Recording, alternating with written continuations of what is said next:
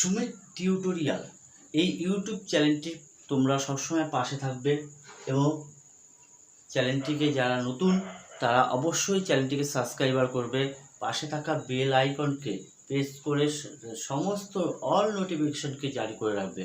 তাহলে তোমরা এই টাইপের বা এই ধরনের প্রত্যেকটা গল্প, প্রবন্ধ, নাটক, উপন্যাস, ছোট কবিতা সমস্ত তোমরা আশা করি বুঝতে পারবে।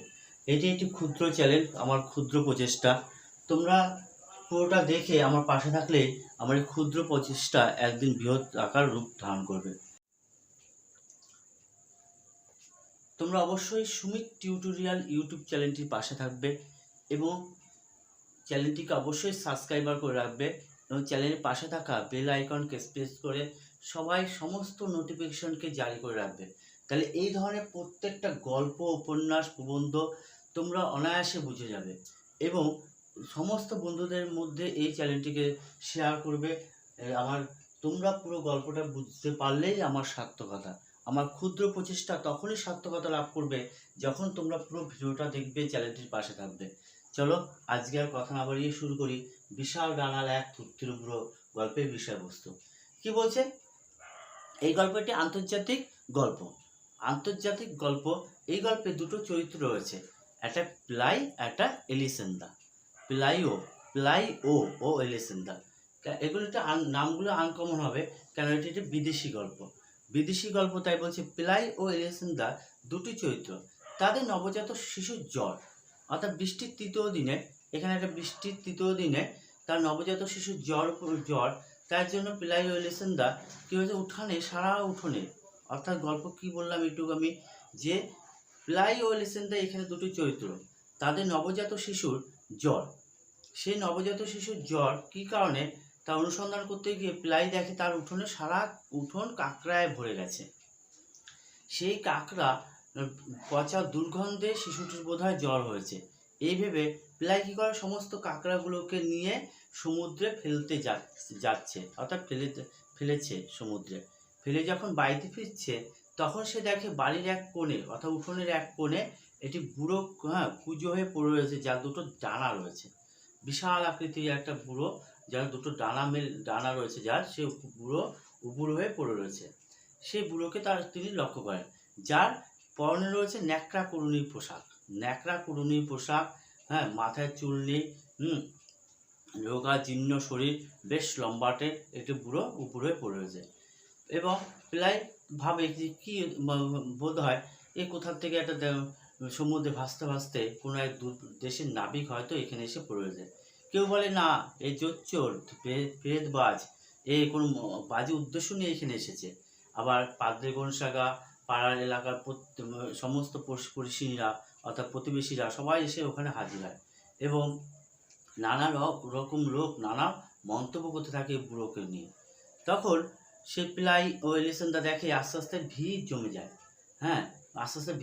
এবং প্লাই একবার মনস্থির করে ফেলে বুড়োকে মুগুর পেটাল দিয়ে পিটিয়ে ওখান থেকে তাড়িয়ে দেবে, অর্থাৎ দূরে কোথাও পাঠিয়ে দেবে।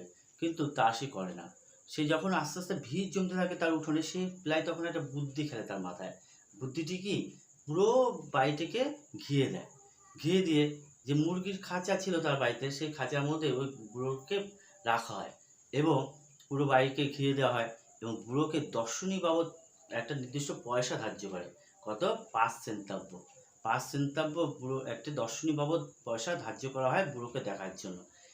এই উদ্দেশ্য কেন, যে কিছু রোজগার করার উদ্দেশ্য প্লাইয়ের মাথায় ও প্লাই ও এলিসেন্দার মাথায় খেলে যায়। তারা ভাবে এই প্লাই ও এলিসেন্দাকে নিয়ে কিছু তারা রোজগার করবে।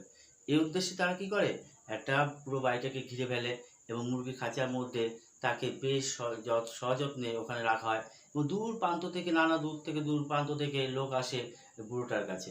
বুড়ো যে যাই বলুক কোনো উত্তর দেয় না, চুপ করে থাকে। শুধুমাত্র লোহার কেউ শিকল গরম শালাকা দিয়ে যদি তাকে ছোঁয়া দেয় বা খোঁচা দেয় তাহলে সে ডানা দুটো ঝাপটে ওঠে। এছাড়া বুড়ো কোনো শব্দ করে না। বুড়োকে যে যা দেয় সে কিছুই খায় না, একমাত্র খেত কি, বেগুন ভর্তা। এখান থেকে তোমাদের এমসিকিউ হবে যে বুড়ো একমাত্র কি খেত, বেগুন ভর্তা খেত। এরপর কী হয়, দীর্ঘদিন মুরগির খাঁচার মধ্যে বুড়োটি ওখানে রয়ে যায়। দূর প্রান্ত থেকে নানা লোকরা আসে, কেউ কেউ নানা মনস্কামনা নিয়ে আসে, যে যা মনস্কামনা নিয়ে আসে সবার যেন ওখানে মনস্কামনা পূর্ণ হয়। তাই জন্য বুড়োর আরও চাহিদা বাড়তে থাকে, নানা দূর প্রান্ত থেকে লোক আসতে থাকে, পাস সেন্টারও করে প্লাইওয়েলেশন সাহায্য করে বেশ পয়সা রোজগার করে ফেলে। কিন্তু এই মহৎ উদ্দেশ্যে তাদের প্লাইওয়েলেশনটা মহৎ কার্যক্রম হঠাৎ ভাটা নেমে আসে। কেন বলছি ভাটা নেমে আসে? শহরে চলে আসে একটি মাকড়সা কন্যা, শহরে চলে আসে একটি কি মাকড়সা কন্যা, হ্যাঁ, বা মৎস্যকন্যা, হ্যাঁ, চলে আসে। সে কি যে সে কথা বলতে পারত এবং তার প্লাইওয়েলেশনদা এই বুড়োর বাবদ যা ধার্য করেছিল তার থেকে অনেক কম পয়সা ধার্য ছিল ওই মাকড়সা কন্যাটার প্রতি, অর্থাৎ দর্শনী বাবদ অনেক কম পয়সা ছিল। তাই জন্য আস্তে আস্তে, কেন সেই বুড়ো কথা বলতে পারে না, লোকের মানে মনস্কামনা বলতে আসে, সে কথা বলতে পারে না, তাই জন্য সে কী করলো, ওখান থেকে আস্তে আস্তে ভিড় কমে যায়, সবাই চলে যায় কোথায়, মাকড়সা কন্যাটির কাছে। মাকড়সা কন্যার দিকে যখন চলে যায় তখন মাকড়সা কন্যার আস্তে আস্তে ওখানে ভিড় জমতে থাকে। বুড়োর প্লাইওয়েলেশনটা উঠোনে আস্তে আস্তে বুড়োকে দেখতে কেউ আসে না, ওখানে ভিড় কমতে থাকে। আস্তে আস্তে যখন মাকড়সা কন্যার ওখানে ভিড় জমতে থাকে, এখানে ভিড় কমতে থাকে, তখন প্লাইওয়েলেশনটার যত্ন বুড়োটার প্রতি কমে যায়। সে কোনায় বুড়ো হয়ে পড়ে রয়েছে, হ্যাঁ, সে কোনো কথা বলে না, চুপ করে বসে রয়েছে এক কোনায় এবং কোনো নাড়াচাড়া করে না। আস্তে আস্তে তার ডানাগুলো আস্তে আস্তে যেন খসে পড়তে থাকে এবং তার জ্বর হয়, হ্যাঁ, বুড়োটির জ্বর হয়, তবুও সে যেন কোনো যত্ন করা হয় না, ওখানেই পড়ে থাকে বুড়োটি। হঠাৎ বছরের শেষের দিকে ডিসেম্বর মাসে বুড়োটা হঠাৎ আবার ডানা গজিয়ে ওঠে।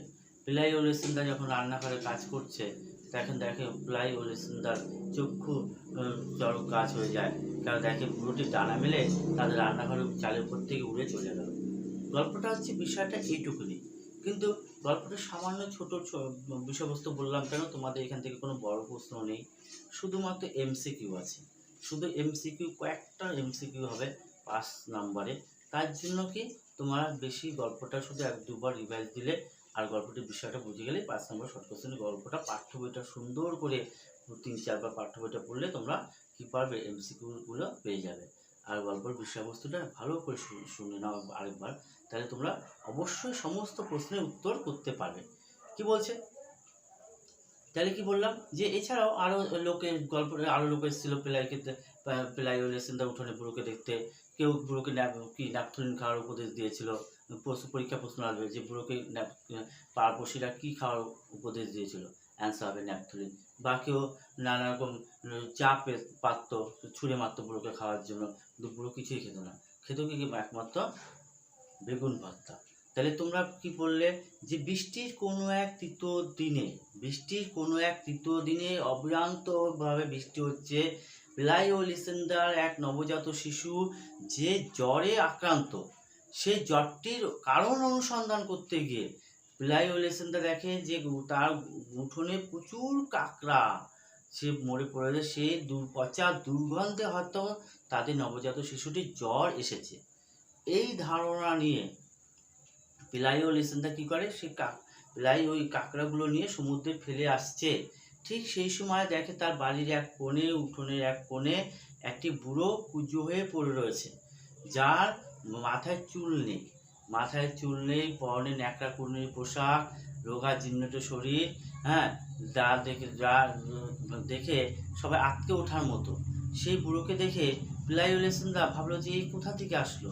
প্লাই দৌড়ে এলিসেন্দাকে ডেকে নিয়ে আসলো, তার স্ত্রী এলিসেন্দাকে ডেকে নিয়ে আসলো। প্লাইওয়েলেশনদা সেখানে আসলো, এসে দেখলো যে এই কোথা থেকে আসলো, এর মানে কোনো একটা অন্য গ্রহের প্রাণী।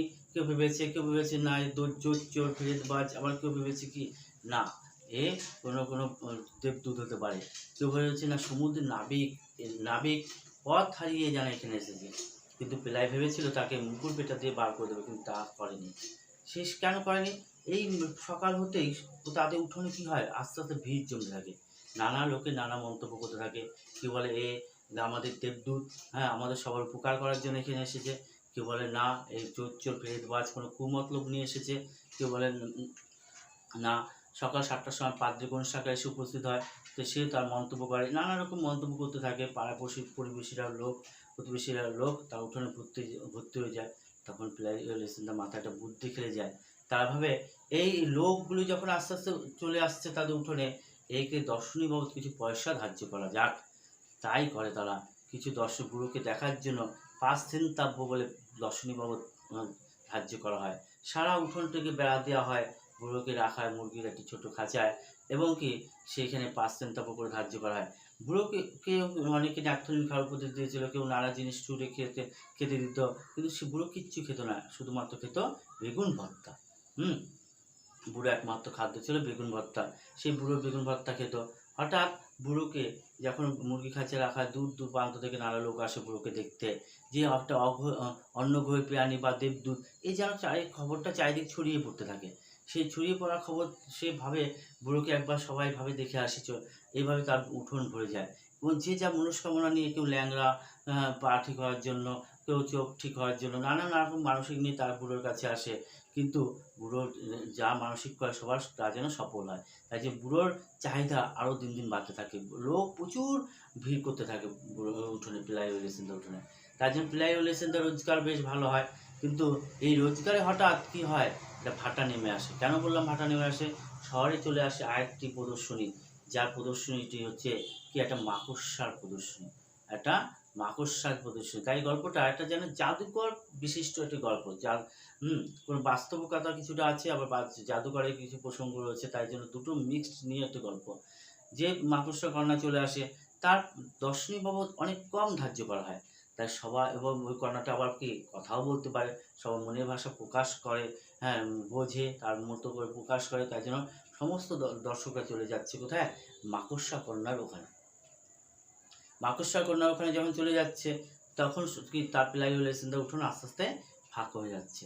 পিলাইওয়ালি সিন্দার কি ব্যবসায় ভাটা পড়ে, সেই কি তারপর সে বুড়োটার প্রতি যত্ন নেওয়া কমে যায়, বুড়োটার জ্বর হয়, এবং বছর ডিসেম্বর মাসের শেষের দিকে বুড়োটা কী হয়, আস্তে আস্তে তার ডানা খসে পড়তে থাকে, এবং তারপর পিলাইওয়ালি সিন্দার কোনো উৎক্ষেপই করে না, এক কোনায় বুড়োটা পড়ে থাকে। হ্যাঁ, কিন্তু দেখা যায় কি শেষ ডিসেম্বর শেষের দিকে বুড়োটা আবার যেন পাখনা গজিয়ে ওঠে, ডানা গজিয়ে ওঠে। এবং একদিন হঠাৎ এলিসেন্ডা যখন রান্নাঘরে কাজ করছে, তখন দেখা যায় ওই সবার চক্ষু চড়ক গাছ করে, অর্থাৎ চোখের অগোচরে সব ওই বুড়োটা কী হয়, রান্নাঘরের ছাদের উপর থেকে উড়ে চলে যায়। অর্থাৎ গল্পটির বিষয়টা এখানেই শেষ, সমাপ্ত। তোমরা আশা করি ভিডিওটা পুরোটা দেখলে গল্পের বিষয়টা বুঝতে পারবে। তোমার পাঠ্যসূচিটা ভালো করে পড়বে। পাঠ্যসূচি যে সমস্ত গল্পগুলো আছে, তার মধ্যে একটি গুরুত্বপূর্ণ গল্প বিশাল ডানাওয়ালা থুত্তুরে বুড়ো। তোমার পাঠ্য বইটা ভালো করে প্রথম থেকে শেষ পর্যন্ত রিডিং দেবে, আর আমার এই বিষয়টা ফলো করবে। তোমরা প্রত্যেকটা প্রশ্নের অ্যান্সার করতে পারবে। চলো, আজকে গল্পের বিষয়বস্তু এখানেই সমাপ্ত করলাম।